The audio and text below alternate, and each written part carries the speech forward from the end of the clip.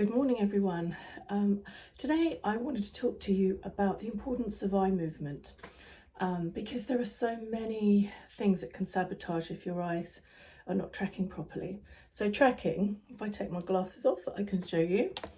So if I follow my finger,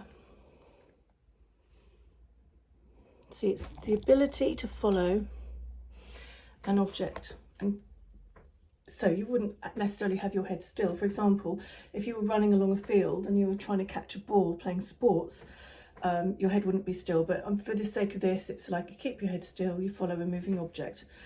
So if you cannot track, then it's going to affect your ability to, if you're at school, say, look at the whiteboard and then look at your paper in front of you and remember what you've just read. So if your tracking's not working, your brain will glitch out when you move your eyes, for example, or you might not even be able to track along, and then you get stuck when you're doing this, and writing or even reading, tracking along to the next line can cause really bad problems for your classroom experience.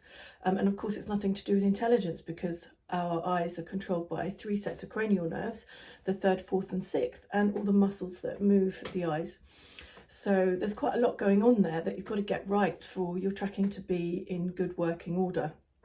Now, a long time ago, back in, well, I started doing neurodevelopment in about 2006-7, sometime around then, and was working with a lot of children who had significant tracking issues. Most of them, so let's go now. So I've worked with thousands of families, thousands of people, and I've checked thousands of people's tracking. So I normally check the parents as well to show the child what we're doing. Nearly everybody can track horizontally. When it comes to vertical tracking, if you've got an issue at all, it will be with the down. So people tend to jump to there and then down, and then they can do the diagonals and all the rest. So it's the down that's the problem.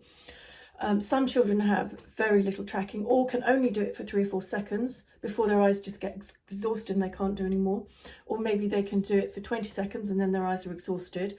Whereas somebody with perfectly acquired typical tracking, they could do that for a couple of minutes, whatever, and that wouldn't be a problem. They can sit in a classroom all day, copy from the board, write it down, absolutely no problems.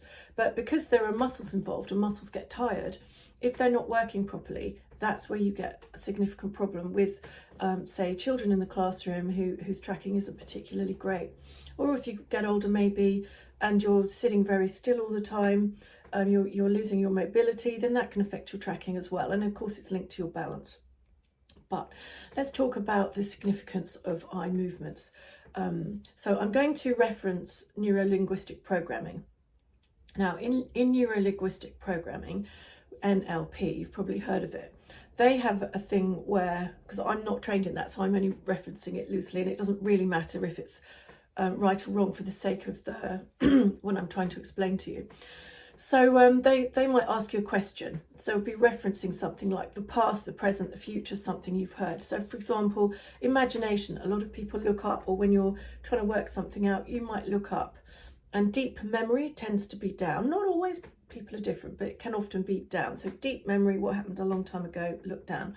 And maybe auditory memory is at the side. So what did someone say to you? And you might look at the side, or you might there, or it could be anywhere, depending on how you individually are calibrated. Now, I knew about this from way before I went to university and studied all of this. So I knew that eye movement was an interesting factor in how we access information in our brain. And then when I started doing neurodevelopment and working with children, it suddenly clicked one day. Well, if they can't track, they can't access their memory, their auditory memory, their imagination, or all of those things. So no wonder, for example, a child might read a word, say the word there, an ordinary word. They might read that and then read it 2 lines down, and they've never seen it before. Okay, that's probably typical. If you are working around dyslexic children, you probably know that. And this is one of the reasons why, possibly. And I was thinking, well, at that time, I don't think anyone else had made that connection necessarily, or at least not that I'd heard it, that this was a factor in memory, imagination, and all of these things. And also there's something else. I do a treatment now called EMDR, which stands for eye movement desensitization and reprocessing. And this is a brilliant treatment. I had it done on me by a really good friend of mine called Jenny Lynch. She's a psychotherapist, lives in Essex. And she did it on me about 15 years ago for something that I had a trauma over, and it just cleared it up, you know, just a few minutes, less than half an hour, gone. And what it does is it separates when we have a trauma, we have a memory and we have associated emotion. And what EMDR does is it takes the emotion out. So you've just got the memory, but you're not bothered by it. And it's really good. So I trained in it and I use it with some of my patients sometimes.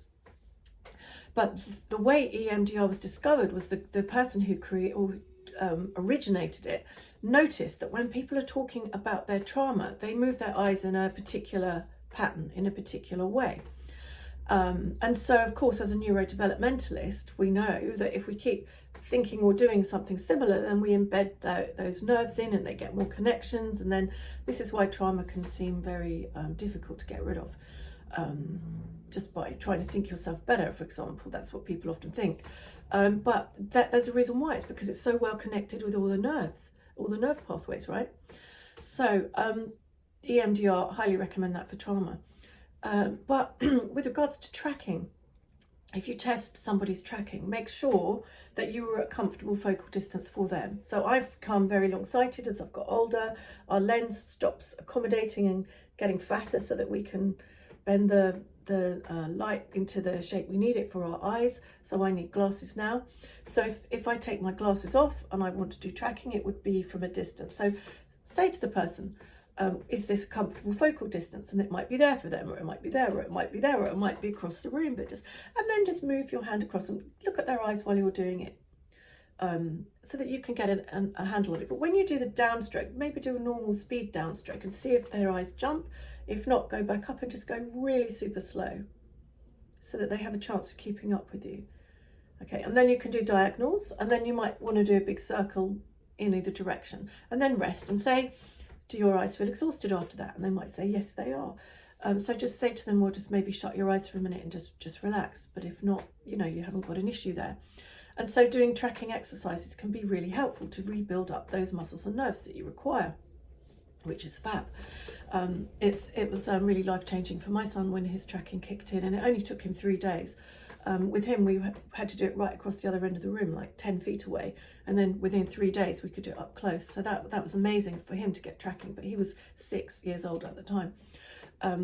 However, so my teacher who taught me neurodevelopment would say that if you find one issue, there are usually many others. So I'm not suggesting that this is a full screening and a full set of exercises for you. It's just a top tip for helping your eye muscles and nerves to work a little bit better, to improve your experience in the world if you're having problems with that.